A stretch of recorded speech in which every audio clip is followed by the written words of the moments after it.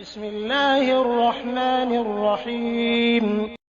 لك اللهم لبيك يا لا شريك لك يا مغفر يا نعمة يا أحد يا شريك لك لك اللهم لبيك يا لا شريك لك يا مغفر يا نعمة يا أحد يا شريك لك لك اللهم لبيك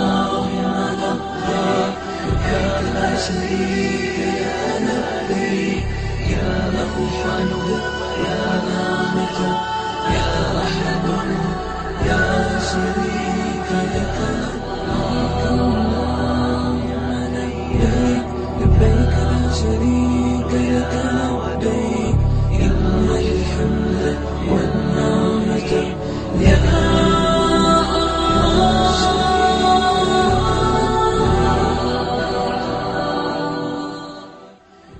وزارت مذہبی امور آپ کو سفر حج کی مبارکباد پیش کرتی ہے اور دعا گو ہے کہ اللہ تعالیٰ آپ کا حج مقبول فرمائے۔ جب آپ حجاز مقدس کے سفر کی پہلی منزل جدہ انٹرنیشنل ایئرپورٹ پر لینڈ کریں گے تو جہاز سے اتر کر آپ مخصوص راستوں سے ہوتے ہوئے ایک بڑے ہال میں پہنچیں گے۔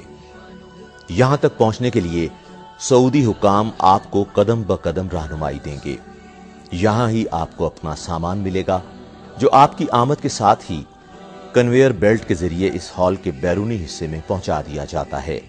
اپنا سامان وصول کرنے کے بعد آپ کو سعودی کسٹمز کے عملے سے واسطہ پڑے گا۔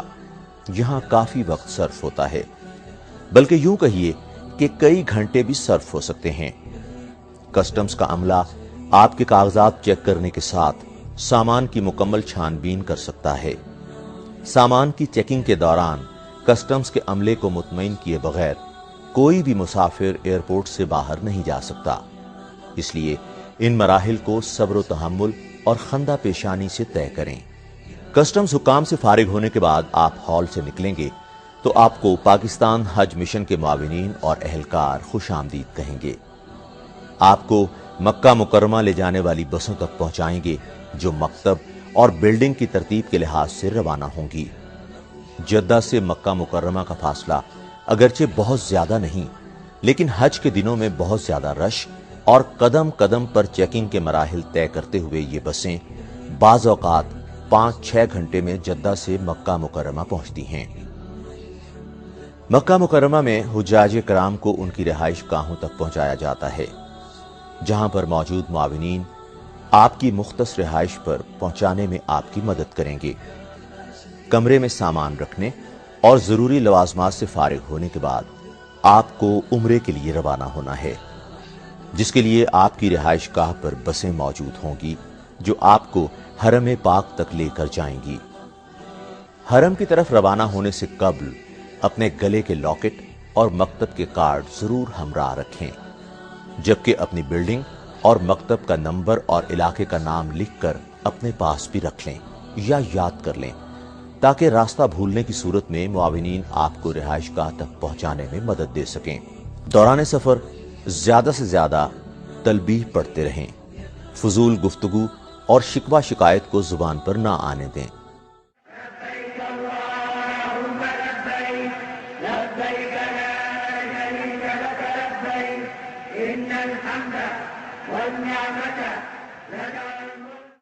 سنت کے مطابق حرم پاک میں داخل ہوں اور خانہ کعبہ پر پہلی نظر پڑتے ہی ہاتھ اٹھا کر خوب دعائیں مانگیں، کیونکہ یہ دعاؤں کی قبولیت کا خاص موقع ہے۔ اس کے بعد حجر اسود کی سیدھ میں، جس کی نشاندہی سبز ٹیوب لائٹ کے ذریعے بھی کی گئی ہے، کھڑے ہو کر خانہ کعبہ کی طرف منہ کر کے نیت کریں، اے اللہ، میں آپ کی رضا کے لیے عمرے کے طواف کی نیت کرتا یا کرتی ہوں، اسے میرے لیے آسان فرما دیجئے اور قبول فرما لیجئے۔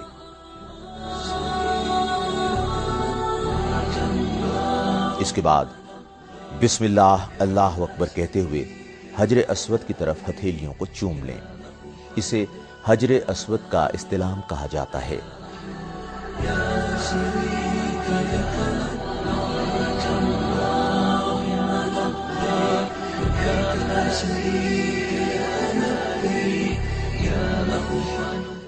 کے بعد طواف شروع کریں اور دوران طواف مسنون دعائیں زبانی یا دیکھ کر پڑھیں۔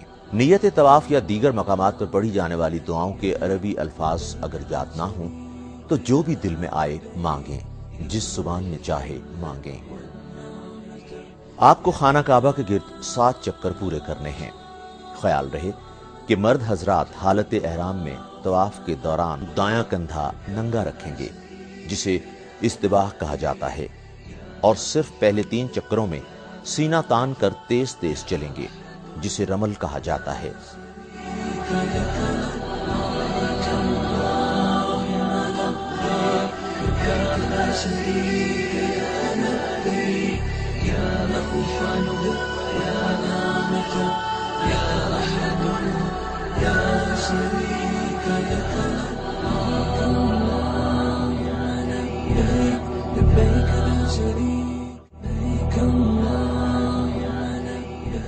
طواف کے بعد 2 رکعت نماز واجب الطواف مقام ابراہیم کے سامنے ادا کریں گے۔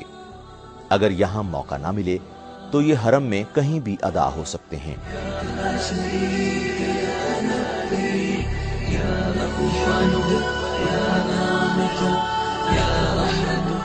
صفا اور مروہ حرم کے ساتھ ہی ہیں۔ صفا اور مروہ میں جو مسنون دعائیں آپ کو یاد ہیں پڑھیں۔ صفا پہنچ کر آپ سعی کی نیت کریں اور مروہ کی طرف چلیں۔ راستے میں جہاں سبز لائٹ شروع ہو تو وہاں سے مرد حجاج اس وقت تک بھاگیں جب تک دوسری سبز لائٹ نہ آ جائے، تاہم خواتین اپنی معمول کی رفتار سے چلیں۔ مروہ تک پہنچ کر آپ کا 1 چکر مکمل ہو جائے گا۔ یہاں قبلہ رو ہو کر دعائیں مانگنے کے بعد دوبارہ صفا کی طرف روانہ ہوں۔ سبز لائٹوں کے درمیان بھاگ کر اور باقی مقام سے معمول کی رفتار سے چل کر آپ دوبارہ صفا پہنچ جائیں گے۔ اس طرح آپ کے 2 چکر مکمل ہو جائیں گے۔ اسی طرح 7 چکروں کے بعد آپ کی سعی مروہ پر مکمل ہوگی۔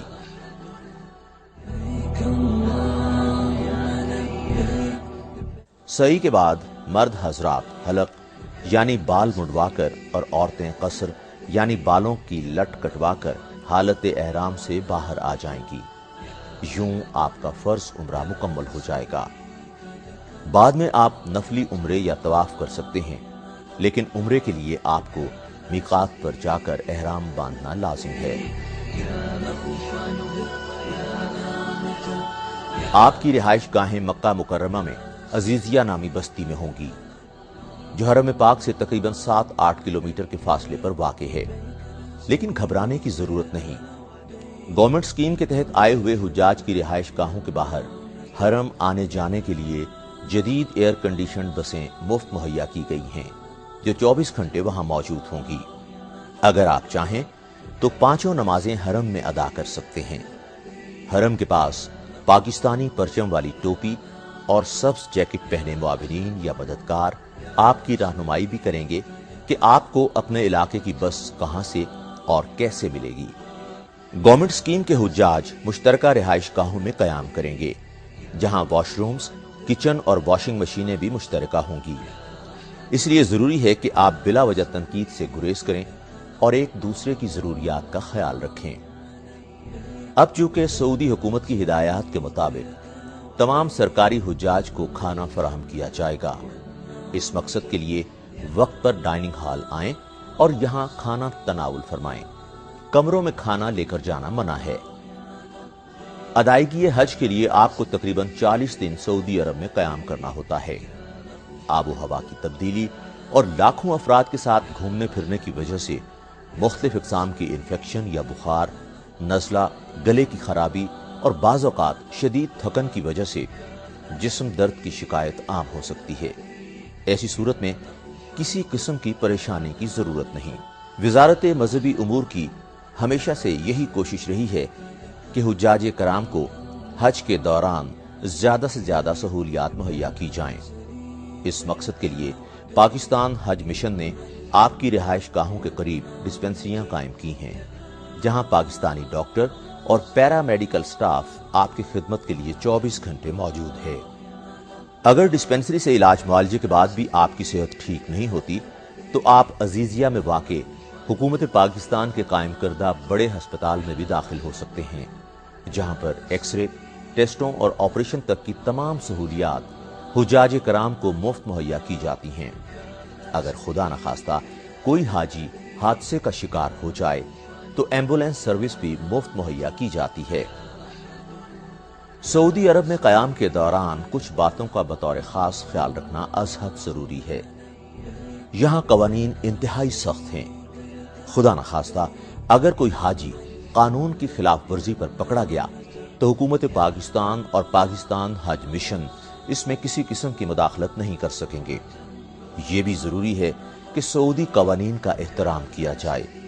कोई गिरी पड़ी चीज हरगिज ना उठाएं, क्योंकि यहाँ जमीन पर गिरी हुई चीज उठाने का मतलब चोरी है और चोरी की सजा इंतहाई कड़ी है।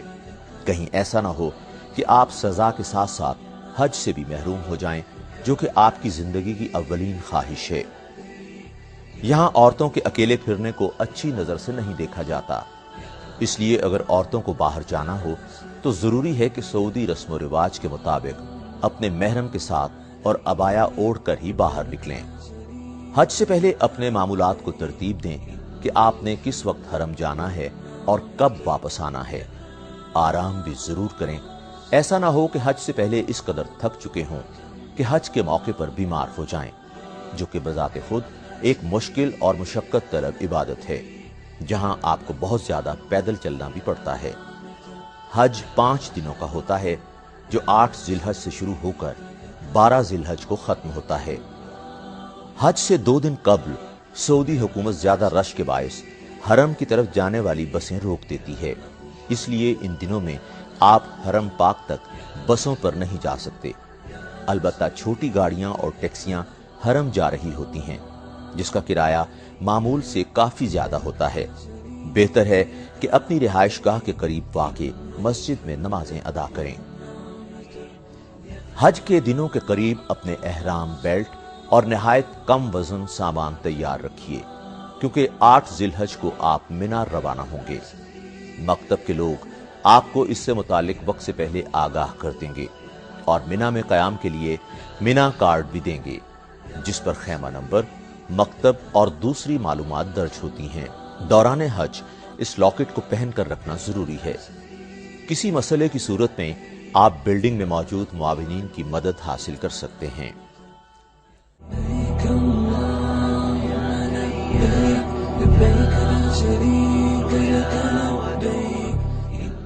मिना पहुंचने के 2 तरीके हैं।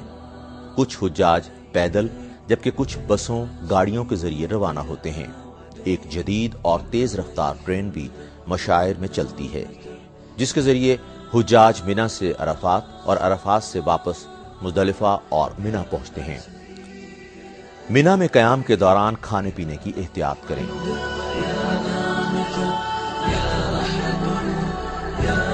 8 जिलहज की रात मिना में कयाम होगा और 9 जिलहज को तुलुए आफ्ताब के बाद अरफात की तरफ रवानगी होगी। 9 जिलहज को जो मैदान अरफात में पहुंच गया, उसका हज मुकम्मल समझा जाता है। हुज्जाज मस्जिद निमरा से खुतबा हज सुनने के बाद जोहर और असर की नमाजें इमाम के पीछे इकट्ठी अदा करते हैं और अपने रब के हुजूर मनाजात करते हैं।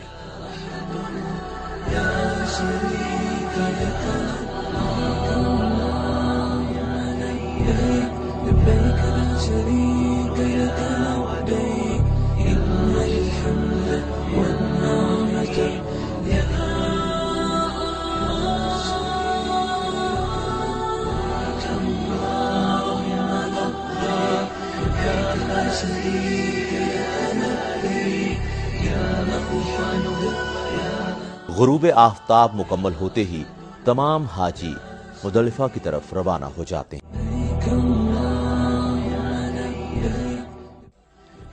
मुजदलिफा पहुंचकर हुज्जाज मगरिब और इशा की नमाजें इकट्ठी अदा करने के बाद शैतानों को मारने के लिए 70 अदद कंकरियां इकट्ठी करते हैं और रात यहीं कयाम करते हैं। सुबह नमाज फज्र अदा करने के बाद फिर दुआओं में मशगूल हो जाते हैं और तुलुए आफ्ताब के बाद मिना की तरफ कूच करते हैं।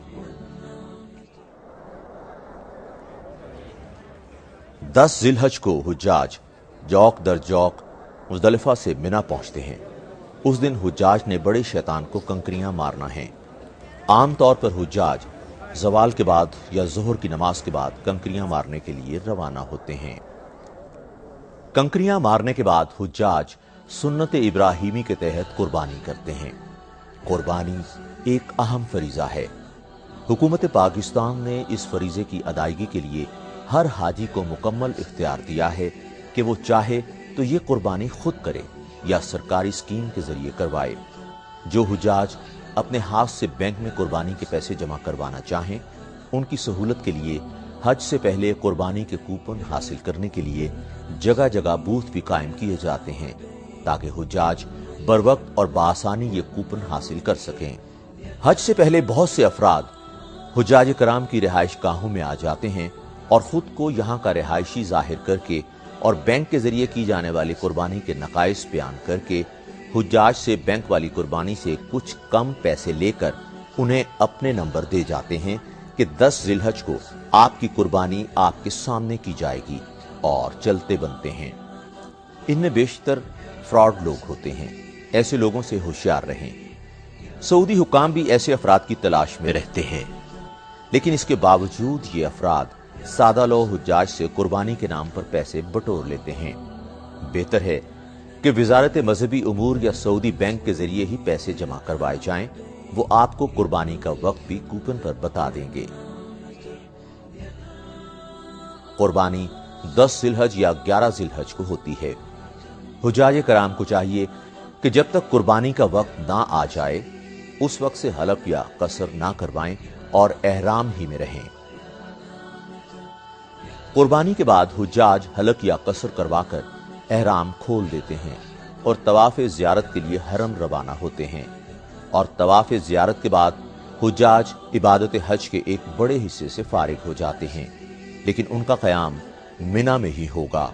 अलबत्ता 12 जिलहज को दोबारा तीनों शैतानों को कंकरियां मारने के बाद हुज्जाज गुरूब आफ्ताब से कबल मिना छोड़ देते हैं, वरना 13 जिलहज को भी कंकरियां मारने के बाद मिना से रवाना होते हैं। मिना से वापस आने के बाद हज के तमाम मनासिक खत्म हो जाते हैं।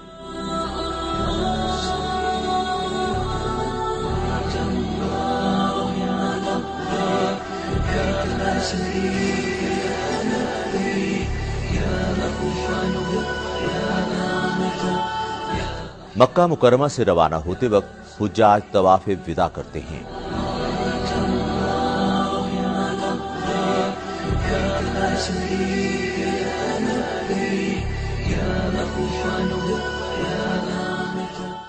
जो हुज्जाज कबल हज मदीना मुनव्वरा नहीं गए थे, वो अपनी पाकिस्तान रवानगी से तकरीबन 10 दिन कबल रोज़ा रसूल सल्लल्लाहु अलैहि वसल्लम पर हाजिरी और दीगर ज़ियारात के लिए मदीना मुनव्वरा रवाना कर दिए जाते हैं।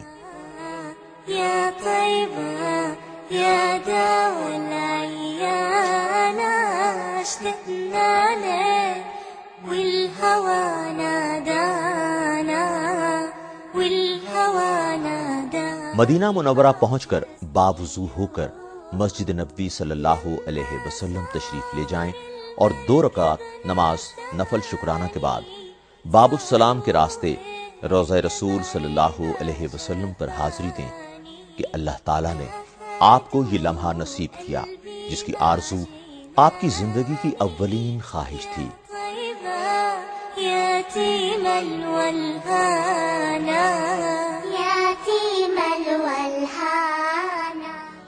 हज से फरागत के बाद हुज्जाज अगर मक्का में अपनी रवानगी तक मुकीम हैं तो उनका ज्यादा वक्त हरम पाक में तवाफ और नमाजों की अदायगी और मदीना मुनव्वरा की सूरत में मस्जिद नबवी और रोज़ा रसूल सल्लल्लाहु अलैहि वसल्लम की हाजिरियों में सर्फ होना चाहिए कि शायद जिंदगी में ये मौका दोबारा कभी नसीब ना हो। अल्लाह ताला आपका हज कबूल व मकबूल फरमाए।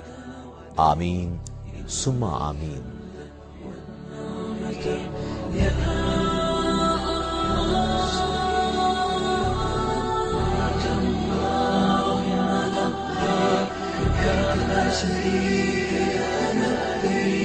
يا غفران يا أمة يا أحد يا شريك